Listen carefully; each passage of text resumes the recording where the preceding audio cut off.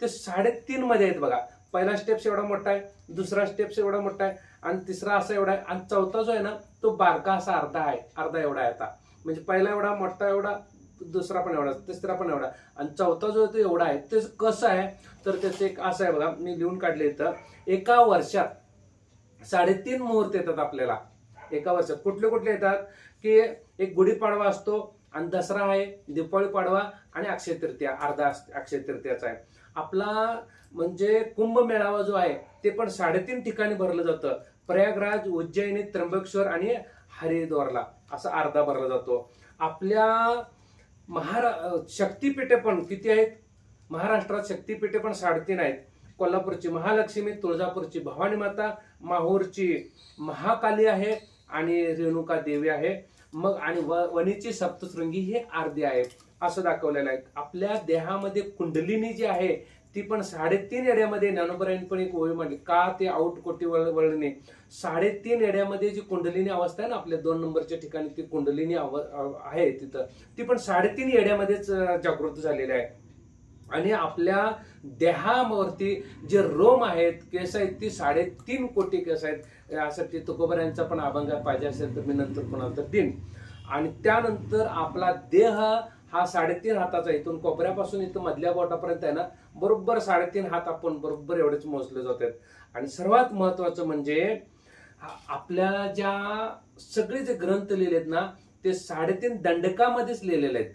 3.5 दंडकामध्येच. ओम नमोजी आद्या, वेद प्रतिपाद्या, स्वयं वेद्या, हे आत्मरूप आहे 3.5 आहे, असं दाखवलं. एवढं सुंदर सुंदर आहे बघा. की त्यानंतर बघा ओम जो आहे ना, आकार, उकार आणि मकार 3 झाले ना. आकार तो ब्रह्मा, उकार तो विष्णू, मकार तो महेश, आणि अर्धमात्रा तो ईश्वर, तो परब्रह्म ईश्वर ज्या वेळेला कार्याला येतो ना, म्हणजे रजसत्व तम, आणि जो अर्धमात्रा टिंब दिली जाते ना, ओम काढल्यानंतर असं ओम काढताना टिंब दिली जाते ना, तो अर्धमात्रा ईश्वर आहे. म्हणजे रजसत्व तम, ब्रह्मा विष्णू महेश, तो शुद्ध सत्वगुण आहे ना, तो परब्रह्म आहे. तो परब्रह्मच कार्याला ज्या वेळेला येतो ना, श्रीकृष्ण म्हणून येतो, श्री विष्णू म्हणून येतो, आणि तो श्रीराम म्हणून येतो ना, तो ईश्वर ज्या वेळेला परब्रह्म म्हणजे ज्या वेळेला मायेचा संघ घेऊन येतो ना, त्यावेळेला ईश्वर भाव येतो त्याला. म्हणजे श्रीराम आले मायल धरून, श्रीकृष्ण आले मायल धरून, त्यावेळेला ईश्वर भाव येतो त्याला ईश्वर म्हणतात. तिथं परब्रह्माला ईश्वर कधी म्हणतात? मायल धरून आल्यानंतर. मग तो अर्धमात्रा तो ईश्वर, असा हा सगळा भाग दाखवलेला आहे. समाधी संजीवन म्हणजे काय आहे की 3.5 जे स्टेप्स आहेत माऊलींच्या समाधी संजीवनच्या वरती आपण नमस्कार करतो ना, तिथं ते 3.5 आहेत ना, या सगळ्यांचा भाग इथं दाखवला.